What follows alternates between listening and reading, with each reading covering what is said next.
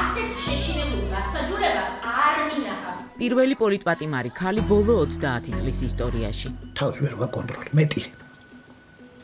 ზია ამაღლობელის გზა, შუახევის სოფელ ჭვანადან, მშობლიური სახლიდან, გარდაბნის სოფელ მთისძირამდე, ქალთა ციხემდე. ჩემთვის არის მზია უკვე რაც რო იყო 100-ჯერ მეტი ადამიანი. 100-ჯერ მეტი ადამიანი.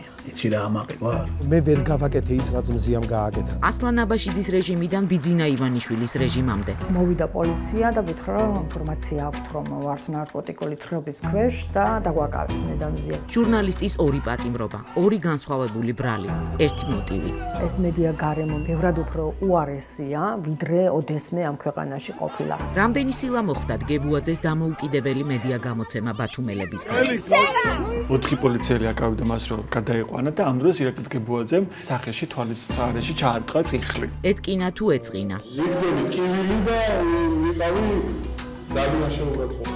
ისეთი ხმა იყო დათმის შემდეგ, მაგ-ფაქტის შემდეგ დაიშალა საერთოდ აქცია. სილის გაწვნა, სამართალდარღვევა თუ დანაშაული. ამიტომ შეურაცხყოფისთვის პატიმარი არსებობს მხოლოდ მზია ამაღლობელი, რაც არის სირცხლი სახელმწიფოსთვის, რომელსაც აქვს პრეტენზია ცივილიზაციაზე. ბატონმა გებუაძემ კი იცის, ზუსტად იცის, რომ ეს არის ყველაზე მძიმე შემთხვევაში შეურაცხყოფის სფერო და სწორედ ამიტომ ყვირის იქ რომ სისხლით დავიჭერე.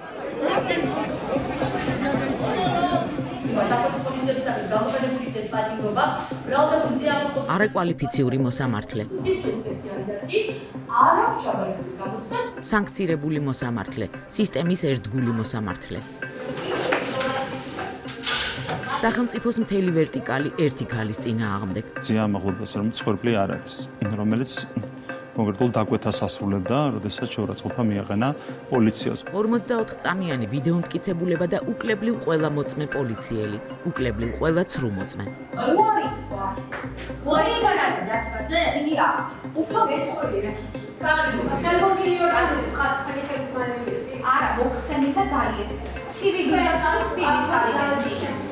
დავიმეორო რომ ის იყვება ოდის მომენტით საზოგადოებას გოზებო და ასე შემდეგ. ასე ძახდა? 6 პოლიციელიდან ნიღბიანია 5. ძალებს აძლევ.